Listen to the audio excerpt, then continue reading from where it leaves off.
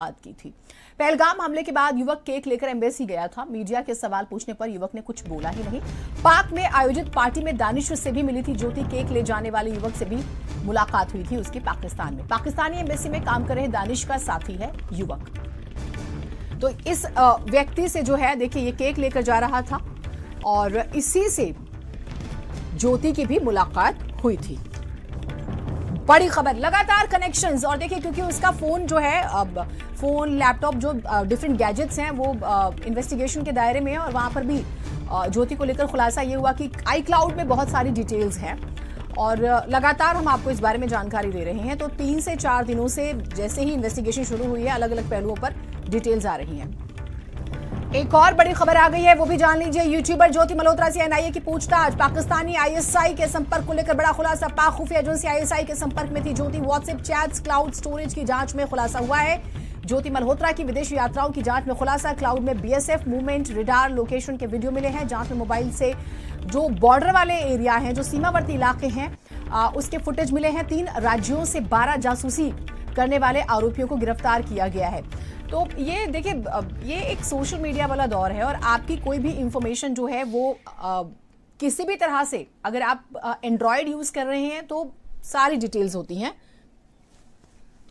और यहां पर भी यही नजर आ रहा है। तो 2 बड़ी अपडेट्स हमने आपको बताई। हालांकि एनआईए इन्वेस्टिगेट करेगी, पूछताछ करेगी, कल भी हमने आपको बताया था। दीपक हमारे साथ जुड़े हुए हैं, दीपक से बातचीत करते हैं। दीपक, उस व्यक्ति को लेकर बहुत सारे सवाल हैं जो केक लेके जाता है पहलगाम के बाद, और ये बहुत ही इनह्यूमन एक एक्ट था, लेकिन ज्योति उससे मिलती है, ये ज्यादा हैरानी वाली बात है। और क्या डिटेल सामने आई है?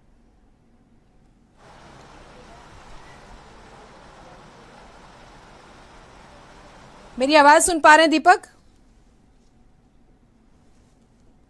शायद आवाज जो है वो दीपक तक नहीं पहुंच पा रही है। हम बात करने की कोशिश। दीपक, अगर आप मेरी आवाज सुन पा रहे हैं तो 2 महत्वपूर्ण डिटेल्स हमने दर्शकों को बताई है। जो व्यक्ति केक लेकर जा रहा था, ज्योति की उससे मुलाकात होती है। दूसरा ये कि एनआईए इन्वेस्टिगेशन में लगातार ये खुलासे हो रहे हैं कि आई क्लाउड में ही सारे राज छुपे हुए हैं अलग अलग लोकेशंस को लेकर। डिटेल साझा कीजिएगा। जी बिल्कुल, जिस तरह से ज्योति मल्होत्रा को लेकर के जो कई राज है वो धीरे धीरे खुलना शुरू हो चुका है। और खास करके यदि हम एक तस्वीर देखे थे जीनत, जब पहलगाम आतंकी हमला हुआ था तो दिल्ली में जो पाकिस्तानी उच्चायोग है उसके बाहर एक व्यक्ति केक लेकर के जाते हुए दिखा था, जिसके बाद तमाम जो मीडिया कर्मी थे वहाँ पे मौजूद वो उससे कई सवाल भी किए थे। आखिर वो केक क्यों ले जा रहे हैं, इसके पीछे का वजह क्या है? क्योंकि एक तरफ जहाँ भारतीयों को मारा गया था, तमाम जो 26 लोग थे उसको मारा गया, तो इनको लेकर के क्या जश्न मनाई जा रही थी पाकिस्तान एम्बेसी में, लेकिन वो उस व्यक्ति ने कुछ भी जवाब नहीं दिया। मीडिया से वो अपने आप को किनारा किया।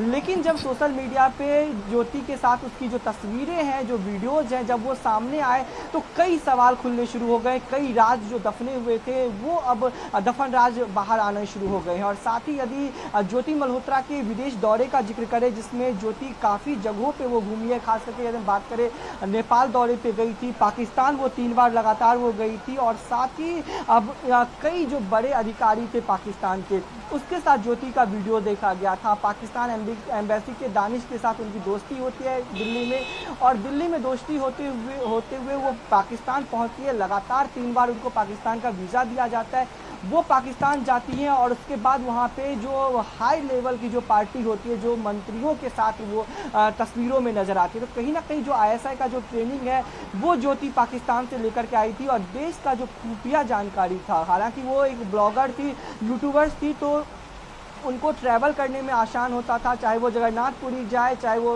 यूपी के अयोध्या जाए, या फिर दिल्ली के अलग अलग जगहों पे जाए। और खास करके यदि अभी सबसे ज़्यादा चर्चा है जम्मू कश्मीर का पहलगाम, तो हालांकि हर एक जगह ज्योति पहुंचती थी और वो तमाम खुफिया जो जानकारी है वो पाकिस्तान को देती थी, आईएसआईएस को देती थी, जिसका परिणाम कह सकते हैं कि हमने पहलगाम आतंकी हमला देखा है। हमने 26 लोगों को गंवाया। हालांकि लगातार अब जाँच की जा रही है, ज्योति मल्होत्रा से पूछताछ भी की जा रही है, लेकिन ज्योति अभी भी चुप नज़र आती है। वो कोई खास खुलासा नहीं कर रही है, लेकिन जो दानिश है, जो पाकिस्तान एम्बेसी के एम्प्लॉय थे, जिनको अब देश से निकाला गया है, भारत ने भी उनको नोटिस जारी किया था कि 24 घंटे के अंदर वो देश से बाहर निकल जाए, क्योंकि वो भारत में रह के भारत के साथ गद्दारी करते हैं। लेकिन सबसे बड़ा सवाल यहाँ पे जीनत ये खड़ा हो रहा है कि आखिर बॉर्डर पे तो हमें बचाने के लिए हमारी सेना मौजूद है, वो हमें दुश्मनों से बचाएंगे, लेकिन जो देश के जो गद्दार हैं, वो जो चाहे वो ज्योति मल्होत्रा हो या फिर मुरादाबाद से गिरफ्तार किए हुए कोई व्यक्ति हो, तो इन लोगों से देश की सुरक्षा कैसे किया जाएगा। आईबी पे भी सवाल किया जा रहा है। जब आईबी लगभग 1 साल से ज्योति पे निगरानी रख रही थी, तो आखिर गिरफ्तारी इतनी लेट से क्यों हुई? ठीक बात है, ये बहुत जेन्युइन सवाल है दीपक। और एनआईए ने कल भी जो है 7 घंटे तक सवाल जवाब किए थे। कुछ चैट्स मिली हैं दानिश के साथ, और वो बहुत ही ज्यादा सस्पेक्टेड चैट्स हैं, जिसका जिक्र भी हुआ। अब देखते हैं कि कुछ और इन्फॉर्मेशंस क्या निकलती हैं, अपडेट्स आपको देंगे। शामली से एक बड़ी खबर आ गई है। सीआईए टीम ने कैराना के कामरान को हिरासत में ले लिया है। पाक जासूस नौमान ने टीम को बताया कामरान का नाम। 2 महीने पहले पाकिस्तान गया था नौमान का साथी कामरान। पाकिस्तान सियालकोट में अपनी बहन से मिलने गया था। टीम कामरान को हिरासत में लेकर साथ ले गई। पानीपत कैराना के मोहल्ला बेगमपुरा का निवासी है कामरान। तो ये लगातार जो है खुलासे हो रहे हैं, और देखिए लगातार और आपस में एक दूसरे से तार जुड़े हुए हैं। और अब इन्वेस्टिगेशन जैसे जैसे आगे बढ़ रही है, तो जिन लोगों से सवाल जवाब हो रहे हैं, वो भी फिर कुछ लोगों के नाम ले रहे हैं।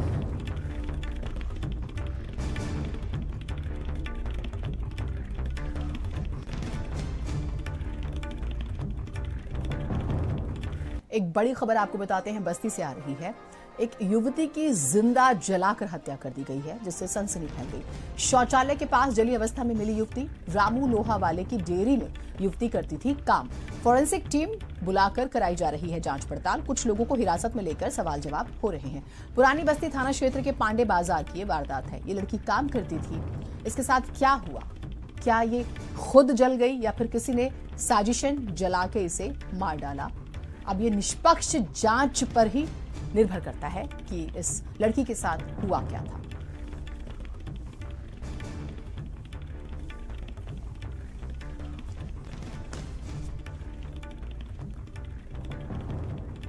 और अनुज हमारे साथ, हमारे सहयोगी जुड़े हुए हैं। अनुज, परिवार का हाल हम देख रहे हैं, बेहद ही दुखद है। क्या डिटेल्स निकल कर आई हैं इस लड़की के बारे में? जहां काम करती थी, क्या वहां सब कुछ ठीक था? कोई विवाद चल रहा था? बताइएगा जरा।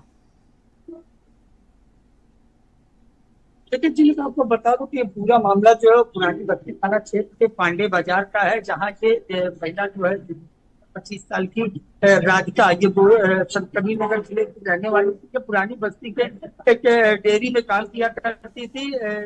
जो महिला है उसका जो है शव जो एक खंडहर है उसके शौचालय के पास जले हुए अवस्था में मिला है। जैसे ही वहां से धुएं निकलने की बात आई, गंध आई, उसके बाद स्थानीय लोगों द्वारा इसकी सूचना जो है पुलिस विभाग के आला अधिकारियों को दी गई।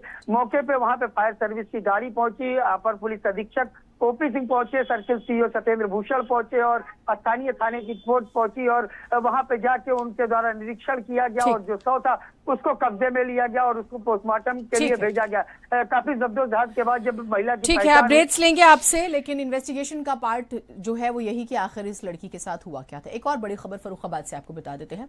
बुजुर्ग महिला की निर्मम हत्या से सनसनी फैल गई। गले पर हथियार से वार करके मौत के घाट उतारा गया। पति ने सुबह चारपाई पर लहूलुहान पड़ा देखा।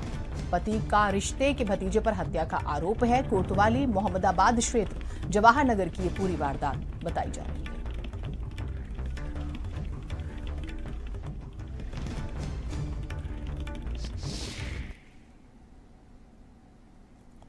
हम सुबह उठ के आए 6 बजे के लगभग। मम्मी आवाज में आ रही, तब वो बोली नहीं। तब पापा ऊपर से नीचे आए, उनने गेट खोला अंदर से, तब देखा अंदर मम्मी घुना खच्चर पड़ी थी खाट पे। उनकी गुदी उदी सब सूजा वगैरह पता नहीं क्या अंदर घुसा, खून निकल रहा था खूब तेजी से। किस पे शक है? सैंकी आदित्य। कौन है ये? ये वैसे तो ताऊ लगते हैं। सैंकी लड़का, भाई मेरा। अच्छा, ताऊ का लड़का है। 112 की सूचना प्राप्त हुई थी, जिसमें लगभग 60 वर्षीय महिला की मर्डर की सूचना थी। इस पे सभी उच्च अधिकारीगण का भ्रमण हुआ और फॉरेंसिक टीम को बुलाया गया। इम्पोर्टेंट साक्ष्य एकत्रित किए गए हैं। ये पारिवारिक भतीजा है उसको जिस पे शक जाहिर किया था परिवार वालों ने, उसको हिरासत में लेकर पूछताछ की जा रही है, अनावश्यक कार्रवाई की जा रही है। तो हथियार से वार करके मौत के घाट उतार दिया गया, लेकिन सवाल फिर वही है कि आखिर जो परिवार शंका जाहिर कर रहा है रिश्तेदार पर, क्या उसने ही हत्या की है।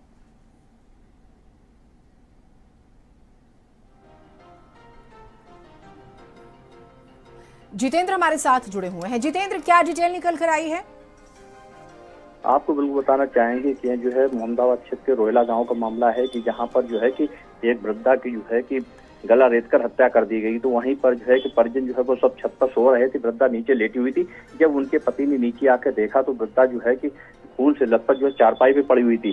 तो उनको जो है संशय हुआ तो उन्होंने 112 पुलिस को सूचना दी। 112 पुलिस जो मौके पर पहुंची, वहीं पर सूचना पर जो है एसएसपी जो है वहाँ संजय कुमार मौके पर पहुंचे और उन्होंने जांच पड़ताल शुरू की। वहीं पर जो है वृद्धा के मतलब जो पति ने जो है अपने भतीजे ऊपर जो हत्या करने का आरोप लगाया, क्योंकि कुछ दिन पूर्व जो है उनसे कुछ कहा सुनी हुई थी, जिसके को चलते जो है कि उसके भतीजे ने जो वृद्धा के साथ मारपीट भी की थी, कि जिसको लोग शिकायत की थी। शिकायत करने के बाद इसीलिए जो है कि उनके पति ने आरोप लगाया कि उसी ने उसकी हत्या की है। तो इस मामले में पुलिस ने उसको हिरासत में ले लिया और जांच पड़ताल कर रही है। जी ठीक, बहुत शुक्रिया आपका जानकारियों के लिए। तो पुलिस जो है वो जांच पड़ताल में जुटी हुई है।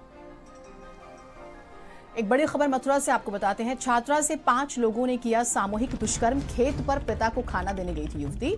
बीच रास्ते ट्यूबवेल के पास लेकर जाते हैं कोठरी में, ये कहा गया है, और 4 महीने वीडियो से ब्लैकमेल करते रहे। गैंगरेप का विरोध करने पर आरोपियों ने वीडियो जो है वो वायरल कर दिया। थाना नौझील में पीड़िता के पिता ने एफआईआर दर्ज करा दी है। आरोपियों के नाम पुष्पेंद्र, सूरज, कपिल, आकाश है और एक लव कुश भी है, जिसकी तलाश जारी है।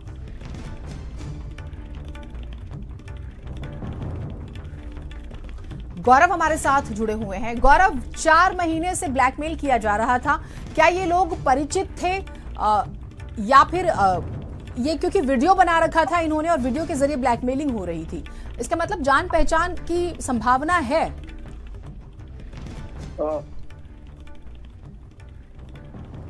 देखिए, एक छात्रा के साथ 5 लोगों ने दुष्कर्म की वारदात को अंजाम दिया है और खेत पर अपने पिता को जब युवती खाना देने जा रही थी उसी समय इस घटना को अंजाम दिया गया है। और ये पूरा मामला 4 से 4.5 महीने पुराना बताया जा रहा है। लेकिन जो आरोपी थे, 4 महीने की जो वीडियो जो उन्होंने पहले वीडियो बनाया था, उस वीडियो के आधार पर जो छात्रा को ब्लैकमेल कर रहे थे। लगातार छात्रा इस चीज से परेशान हो रही थी। उन्होंने ये शिकायत अपनी नौझील थाना पुलिस में की। नौझील थाना पुलिस ने उसको आरोपियों को चिन्हित किया और 5 लोगों के खिलाफ नौझील थाना में आरोपियों के खिलाफ मुकदमा दर्ज कराया और पुलिस इस कार्रवाई में जुटी है। और छात्रा के साथ जिस तरीके से गैंगरेप हुआ था, पुलिस हरकत में आई और आरोपियों की तलाश में ताबड़तोड़ दबिश दे रही है। ठीक, बहुत शुक्रिया आपका जानकारियों के लिए। तो फिलहाल किसी की गिरफ्तारी जो है वो नहीं हुई है।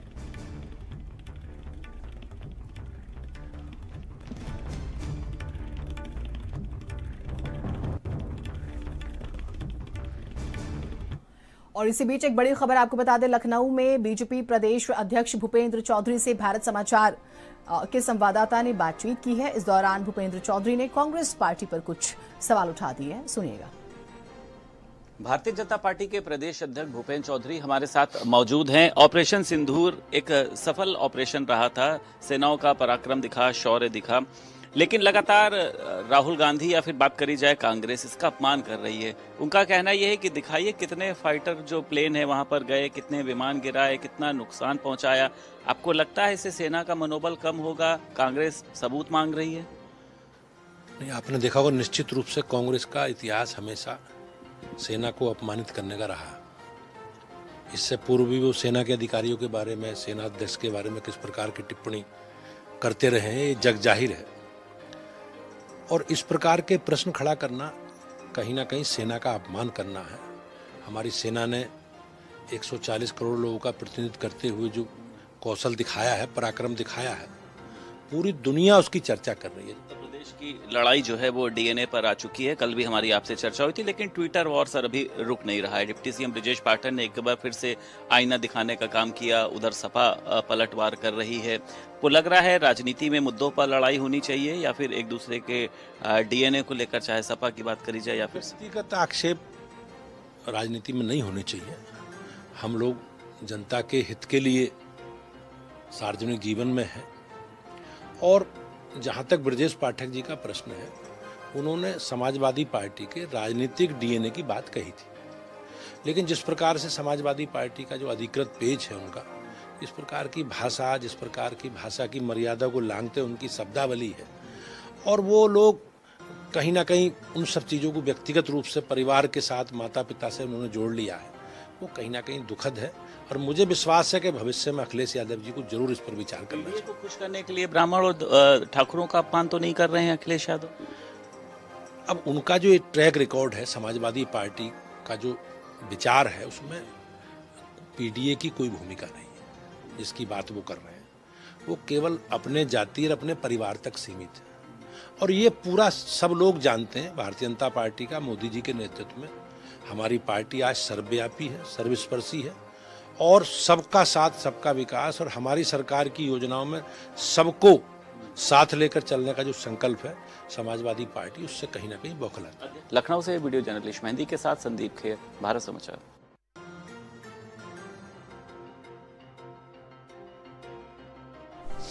और अब सुनते हैं राहुल गांधी को। कर्नाटका से राहुल गांधी क्या कह रहे हैं, सुनते हैं। ಶಕ್ತಿ ಯೋಜನೆ ಅಡಿಯಲ್ಲಿ ಕರ್ನಾಟಕ ರಾಜ್ಯದಲ್ಲಿರ್ತಕ್ಕಂಥ 3.5 ಕೋಟಿ ಹೆಣ್ಮಕ್ಳು ಬಸ್ಗಳಲ್ಲಿ ಉಚಿತವಾಗಿ ಪ್ರಯಾಣ ಮಾಡಂತ ಒಂದು ಸೌಕರ್ಯನ ನಾವು ಎಲ್ಲರಿಗೂ ಒದಗಿಸ್ಕೊಡ್ತೀವಿ ಅಂತ ಹೇಳಿದ್ವಿ। तकरीबन 500 करोड़ बस की ट्रिप्स कर्नाटक सरकार ने मुफ्त में दी है। ಇವತ್ತಿನ ಕಾಲಘಟ್ಟಕ್ಕೆ ಕರ್ನಾಟಕ ರಾಜ್ಯದಲ್ಲಿ 500 ಕೋಟಿ ಉಚಿತವಾದಂತ ಪ್ರಯಾಣಗಳನ್ನ ಕರ್ನಾಟಕ ರಾಜ್ಯದಲ್ಲಿರ್ತಕ್ಕಂಥ ಹೆಣ್ಮಕ್ಳು पूरैसिदारे ಅಂತ ಹೇಳಿ ಹೆಮ್ಮೆಯಿಂದ ಹೇಳ್ತೇವೆ। और 5वां वायदा युवा निधि स्कीम, जहां हम 3 लाख युवाओं को महीने का 3000 रुपए देते। ಕರ್ನಾಟಕ ರಾಜ್ಯದಲ್ಲಿರ್ತಕ್ಕಂಥ ಹೆಣ್ಮಕ್ಳು पूरैसिदारे ಅಂತ ಹೇಳಿ ಹೆಮ್ಮೆಯಿಂದ ಹೇಳ್ತೇವೆ। और 5वां वायदा युवा निधि स्कीम, जहां हम 3 लाख युवाओं को महीने का 3000 रुपए देते हैं। 5ನೇ ಯೋಜನೆ ನಾವು ಹೇಳಿದಂತದ್ದು ಯುವ ನಿಧಿ ಯೋಜನೆಯಲ್ಲಿ ಕರ್ನಾಟಕ ರಾಜ್ಯದಲ್ಲಿರ್ತಕ್ಕಂಥ 3 ಕೋಟಿ ಯುವಕರಿಗೆ ನಾವು ಪ್ರತಿ ತಿಂಗಳು 3000 ರೂಪಾಯಿಗಳನ್ನ ಅವ್ರ ಖಾತೆಗೆ ಪಾವತಿ ಮಾಡುವಂತದ್ದು। हमने आपसे कहा था कि हम कर्नाटक के गरीब लोगों के बैंक अकाउंट में पैसा डालेंगे। ನಾವು ನಿಮಗೊಂದು ಆಶ್ವಾಸನೆಯನ್ನ ಕೊಟ್ಟಿದ್ವಿ, ನಾವು ಕರ್ನಾಟಕ ರಾಜ್ಯದಲ್ಲಿರ್ತಕ್ಕಂಥ ಬಡ ಕುಟುಂಬಗಳ ಬ್ಯಾಂಕ್ ಅಕೌಂಟ್ಗಳಿಗೆ ನೇರವಾಗಿ ಹಣನ ಜಮಾ ಮಾಡ್ತೀವಿ ಅಂತ ಆಶ್ವಾಸನೆ ಕೊಟ್ಟಿದ್ವಿ। और आज हजारों करोड़ रुपए डायरेक्ट आपके बैंक अकाउंट में जाता है। ಇವತ್ತು ಕರ್ನಾಟಕ ರಾಜ್ಯದಲ್ಲಿ 16,000 ಕೋಟಿ ರೂಪಾಯಿಗಳ ಅನುದಾನ ಹಣ ನೇರವಾಗಿ ಪಡಿತರ ಅಕೌಂಟ್ಗಳಿಗೆ ಜಮಾ ಆಗ್ತಾ ಇದೆ। ये पैसा आप अपने बच्चों की शिक्षा में, अपने स्वास्थ्य में डाल रहे हो। ಈ ಒಂದು ನಾವು ಕೊಡ್ತಾ ಇರತಕ್ಕಂತ ಹಣನ ತಾವು ತಮ್ಮ ಮಕ್ಕಳ ವಿದ್ಯಾಭ್ಯಾಸಕ್ಕೋಸ್ಕರ, ತಮ್ಮ ಕುಟುಂಬಗಳ ಆರೋಗ್ಯಕ್ಕೋಸ್ಕರ ಈ ಎಲ್ಲ ಅನುದಾನಗಳನ್ನ ಹಣನ ಬಳಸ್ತಾ ಇರತಕ್ಕಂಥದ್ದು ನಾವು ನೋಡಿದ್ದೇವೆ। और यही हम चाहते थे कि जो आपका धन है वो वापस आपके जेब में जाए। ಇದೇ ನಮ್ಮ ಮೂಲ ಉದ್ದೇಶ ಇತ್ತು। ತಮ್ಮ ತೆರಿಗೆಯ ಹಣ ಏನ್ ಸರ್ಕಾರಕ್ಕೆ ಬರುತ್ತೆ, ಆ ತೆರಿಗೆಯ ಹಣ ಮತ್ತೊಮ್ಮೆ ನೇರವಾಗಿ ನಿಮ್ಗೆ ಹೋಗ್ಬೇಕು ಅನ್ನೋ ಉದ್ದೇಶ ನಮ್ದಾಗಿತ್ತು। बीजेपी चाहती है कि चुने हुए लोगों को हिंदुस्तान का पूरा धन मिले। ಬಿಜೆಪಿಯ ಉದ್ದೇಶ ಇರ್ತಕ್ಕಂಥದ್ದು ಈ ದೇಶದಲ್ಲಿ ಆಯ್ಕೆ ಮಾಡಿದಂತ ಕೆಲವೊಂದು ಕುಟುಂಬಗಳಿಗೆ ಮಾತ್ರ ಈ ದೇಶದ ಎಲ್ಲ ಸಂಪನ್ಮೂಲ ಆಸ್ತಿ ಸ್ವತ್ತು ಹೋಗಬೇಕು ಅಂತ ಹೇಳಿ। और हम चाहते हैं कि कर्नाटक की जनता के जेब में, गरीब जनता के जेब में, पिछड़ों, दलितों, आदिवासियों, इनके जेब में सीधा पैसा जाए। ನಮ್ಮ ಉದ್ದೇಶ ಇರ್ತಕ್ಕಂಥದ್ದು ಹಣ ಯಾರ ಹತ್ರ ಹೋಗ್ಬೇಕು ಅಂತಂದ್ರೆ ಈ ರಾಜ್ಯದ ಅತ್ಯಂತ ಬಡ ಕುಟುಂಬಗಳ ಖಾತೆಗಳಿಗೆ ಹಣ ಹೋಗ್ಬೇಕಾಗಿದೆ। ಈ ರಾಜ್ಯದಲ್ಲಿರ್ತಕ್ಕಂಥ ಪರಿಶಿಷ್ಟ ಜಾತಿ, ಪರಿಶಿಷ್ಟ ಪಂಗಡ, ಬುಡಕಟ್ಟು, ಹಿಂದುಳಿದ ವರ್ಗದ ಕುಟುಂಬಗಳಿಗೆ ಈ ಹಣ ಹೋಗ್ಬೇಕು ಅನ್ನೋ ಉದ್ದೇಶ ನಮ್ಮ ಕಾಂಗ್ರೆಸ್ ಸರ್ಕಾರದ್ದು। जब हम पैसा आपके जेब में डालते हैं तो ये पैसा मार्केट में जाता है। ನಾವು ಈ ಹಣನ ನಿಮ್ ಖಾತೆಗಳಿಗೆ ಹಾಕದಂತ ಸಂದರ್ಭದಲ್ಲಿ ತಾವು ಈ ಹಣನ ಮತ್ತೊಮ್ಮೆ ಮಾರುಕಟ್ಟೆಗೆ ತಂದು ಖರ್ಚು ಮಾಡ್ತೀರಾ। इससे प्रोडक्शन बढ़ती है, ಇದರಿಂದ ಉತ್ಪಾದನೆ ಹೆಚ್ಚಾಗುತ್ತೆ, और गांव-गांव में पैसे का इंजेक्शन होता है। ಹಾಗೇನೆ ಪ್ರತಿಯೊಂದು ಗ್ರಾಮದಲ್ಲಿ ಕೂಡ ಹಣದ ವಹಿವಾಟು ಪ್ರಾರಂಭ ಆಗುತ್ತೆ। इस पैसे को आप अपने गांव में शहरों में कस्बों में खर्च करते हो। ಈ ಒಂದು ಹಣನ ನೀವು ನಿಮ್ಮ ಊರುಗಳಲ್ಲಿರ್ತಕ್ಕಂಥ ಕಿರಾಣಿ ಅಂಗಡಿಗಳಲ್ಲಿ, ನಿಮ್ಮ ಊರುಗಳಲ್ಲಿರ್ತಕ್ಕಂಥ ಸಣ್ಣ ಪುಟ್ಟ ಕಾರ್ಯಕ್ರಮಗಳಲ್ಲಿ ತಾವು ಬಳಸ್ತೀರಾ? और इस पैसे से कर्नाटक की अर्थव्यवस्था को फायदा पहुंचा। ಈ ಒಂದು ಹಣದಿಂದ ಕರ್ನಾಟಕದ ರಾಜ್ಯದ ಆರ್ಥಿಕ ವ್ಯವಸ್ಥೆಗೆ ಸುಧಾರಣೆ ತಂದ ಆಗುತ್ತೆ। बीजेपी के मॉडल में वो 2-3 अरबपतियों को सारा का सारा धन पकड़ा देते। ಬಿಜೆಪಿ ಅವರ ಉದ್ದೇಶ ಇರತಕ್ಕಂಥದ್ದು ಈ ಹಣವನ್ನೆಲ್ಲ ಕೂಡ 2-3 ಕೋಟ್ಯಾಧಿಪತಿಗಳಿಗೆ ಸೇರಿಸಬೇಕು ಅನ್ನೋಂಥದ್ದು ಬಿಜೆಪಿ ಅವರ ಉದ್ದೇಶ। ये अरबपति अपना पैसा गांव में कस्बों में नहीं खर्च करते हैं। ಈ ಕೋಟ್ಯಾಂತೀಶ್ವರರು ಅವ್ರಿಗೆ ಸಿಕ್ಕಂತ ಹಣನ ನಮ್ಮಲ್ಲಿರ್ತಕ್ಕಂಥ ಗ್ರಾಮಗಳಲ್ಲಿ, ಪಟ್ಟಣಗಳಲ್ಲಿ ಖರ್ಚು ಮಾಡೋದಿಲ್ಲ। ये लंदन में, न्यूयॉर्क में इधर उधर एसेट्स खरीदते हैं। ಈ ಕೋಟ್ಯಾಧಿಪತಿಗಳು ಲಂಡನ್, ನ್ಯೂಯಾರ್ಕ್ ಇಂಥ ವಿದೇಶಗಳಲ್ಲಿರ್ತಕ್ಕಂಥ ನಗರಗಳಲ್ಲಿ ಬೇರೆ ಬೇರೆ ಆಸ್ತಿಗಳನ್ನ ಖರೀದಿ ಮಾಡ್ತಾರೆ। और आपका पैसा चुन। तो राहुल गांधी को आप सुन रहे थे। कांग्रेस की जो स्कीम्स रही हैं डिटेल में वो उसी का जिक्र कर रहे थे। लखनऊ से एक बड़ी खबर आपको बता देते हैं। यूपीएससीडीसी के सीजेएम नवीन कपूर की जांच पूरी हो चुकी है। नवीन कपूर की जांच पूरी, एक्शन की फाइल रुकी। मामले में प्रमुख सचिव पर्यटन मंत्री आमने सामने आ चुके हैं। आय से अधिक संपत्ति के मामले में विजिलेंस जांच पूरी हो चुकी है। टूरिज्म डेवलपमेंट कॉरपोरेशन के सीजीएम है नवीन, जिनको हटाने की फाइल प्रमुख सचिव मुकेश मेश्राम ने चलाई, मगर पर्यटन मंत्री जयवीर सिंह ने कार्रवाई की फाइल रोक दी। अब नवीन को विभाग से हटाने की प्रक्रिया रुक गई है। बड़ी खबर।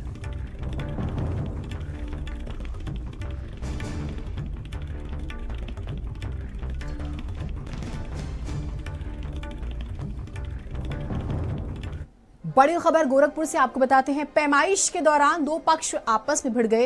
पुलिस नायब तहसीलदार के सामने भिड़े, आपस में चले ईंट पत्थर और लात घूंसे। पुलिस प्रशासन की टीम पैमाइश करने पहुंची।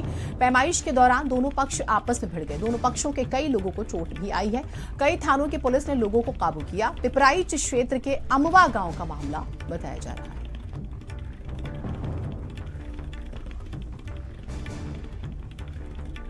और विकास शाही हमारे साथ जुड़े हुए हैं। विकास, विवाद का मूल कारण क्या था और क्या अभी की स्थिति है? हाँ जी, आपको बता दें कि जो पूरा मामला है पिपराई क्षेत्र के अमाव गांव का है, जहां पे पैमाइश के दौरान पुलिस प्रशासन के सामने ही जम के लात घूंसे चले। जो खेत जिसकी नपी होनी थी वो जंग का मैदान हो गया और दोनों ही पक्ष पुलिस प्रशासन के सामने ही लड़ने लगे। एक जमीन की पैमाइश हो रही थी, जब से नायब तहसीलदार और स्थानीय पुलिस मौजूद थी। किसी बात को लेकर जो पत्थर गड़ना था खेत में, उसकी बात को लेकर दोनों पक्षों में तकरार हो गया और लात घूसे और ईंट पत्थर चलने में तब्दील हो गया। 2-3 लोग इसमें घायल भी हुए हैं। कई थानों की फोर्स आई, उसके बाद इस पे काबू किया गया है और अब वीडियो के आधार पर चिन्हित कर कार्रवाई करने की बात कही जा रही है। ठीक है, बहुत शुक्रिया आपका जानकारियों के लिए।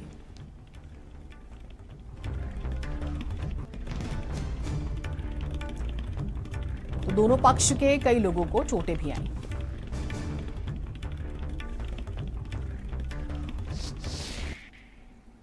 तो ये तस्वीरें आप देखिएगा।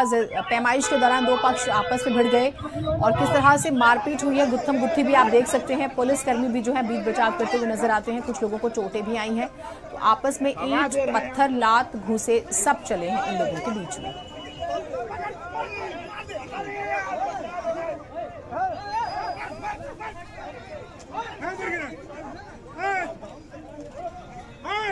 तो दो पक्ष आमने सामने।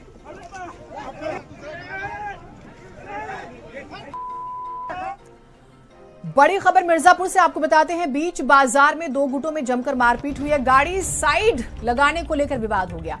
20 मिनट से ज्यादा चला बवाल, मारपीट। कछवा थाना क्षेत्र का मामला। तो गाड़ी लगाने को लेकर मारपीट कर ली गई। देखिएगा जरा, छोटी छोटी बातों पर देखिए जरा।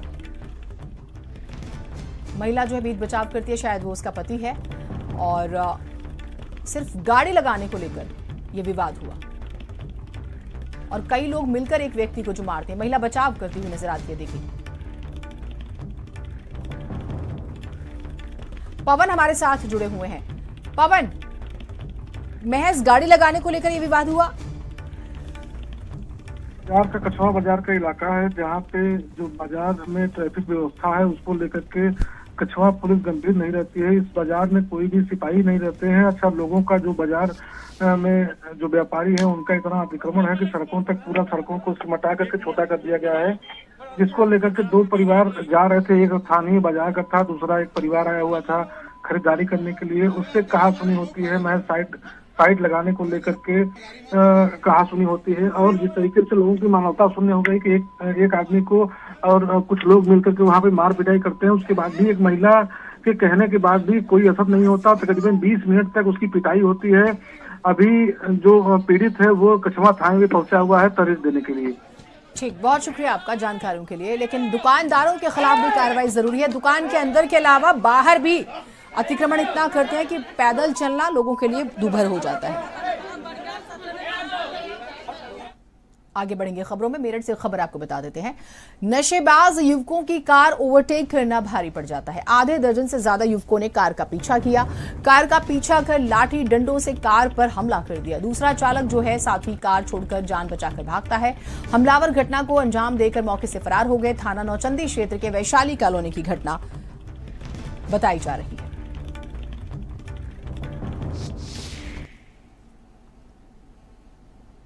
तो देखिए जरा,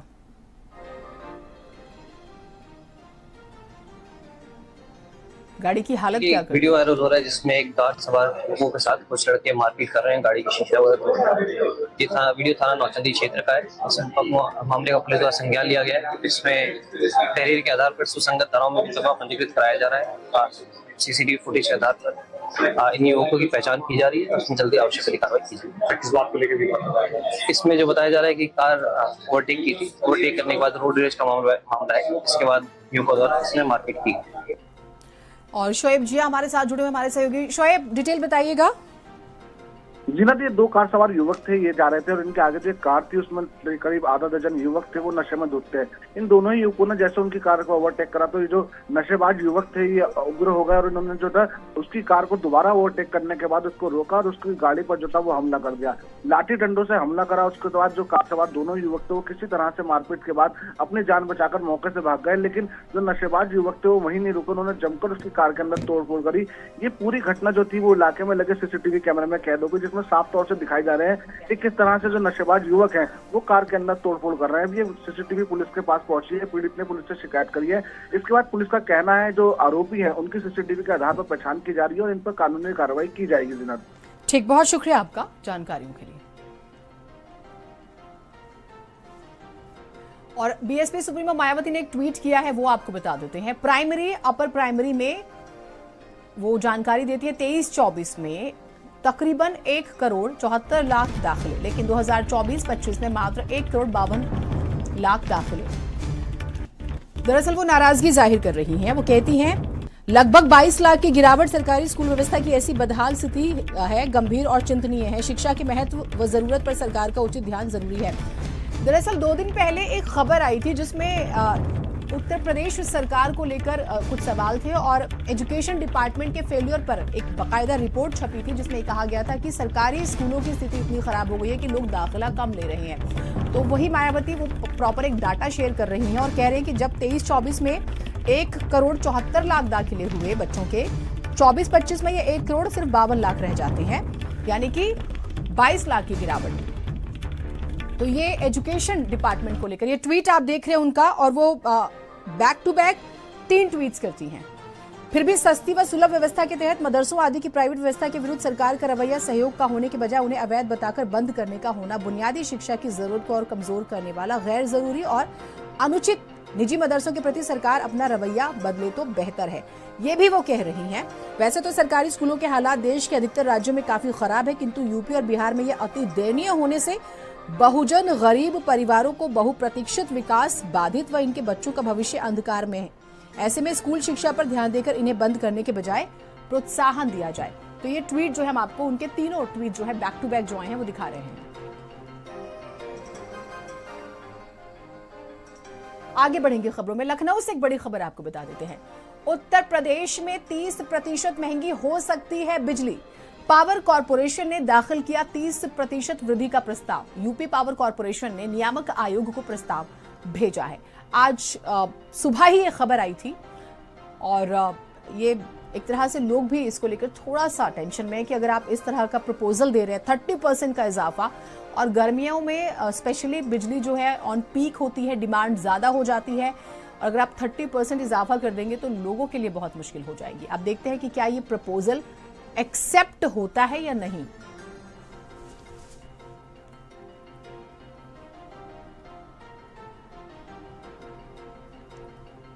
प्रदेश पावर काउंसिल ने जो कल विद्युत नियामक आयोग में एक संशोधित ARR दाखिल किया, उसमें कहा है कि लगभग 19,600 करोड़ का घाटा है और उसके आधार पर लगभग 30% बढ़ोतरी आकलित की गई। वह पूरी तरीके से गलत आंकड़े हैं और फर्जी आंकड़े भी कहना कोई गलत नहीं होगा, क्योंकि इन्होंने कलेक्शन एफिशिएंसी के आधार पर जो बकाया भी है उसको भी इन्होंने घाटे में कन्वर्ट कर लिया है और तर्क दिया है कि 55 लाख कंज्यूमर लगभग बिजली का भुगतान नहीं करते। कोई बात नहीं, भुगतान नहीं करते तो उनका बकाया है, उसको बकाया वसूलिए, उसके लिए आपका प्रबंध तंत्र है, उस पर करोड़ों रुपया खर्च होता है। तो देश में कोई भी कानून नहीं है जो उत्तर प्रदेश में बिजली दरों में बढ़ोतरी कर पाए, जब तक कि प्रदेश के उपभोक्ताओं का जो बिजली कंपनियों पर लगभग 33,122 करोड़ सरप्लस निकल रहा है उसका हिसाब बराबर ना हो जाए।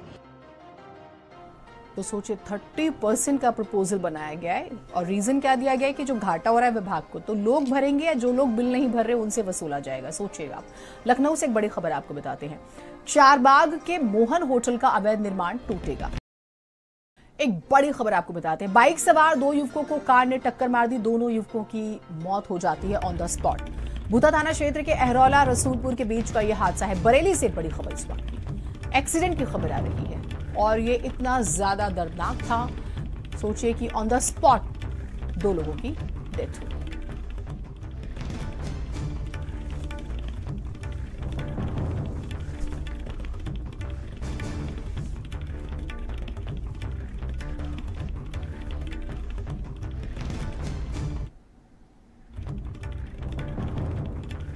ग्रेटर नोएडा से खबर आपको बताते हैं। अज्ञात वाहन ने युवक को टक्कर मार दी। युवक की मौके पर ही दर्दनाक मौत हो गई। बंसल वायर कंपनी गेट के सामने मारी टक्कर। मौके पर कंपनी के कर्मचारी कर रहे हैं प्रदर्शन। अल्ट्राटेक चौकी के जारचा थाना क्षेत्र का मामला बताया जा रहा है। तो एक और एक्सीडेंट की खबर आपको बता रहे हैं।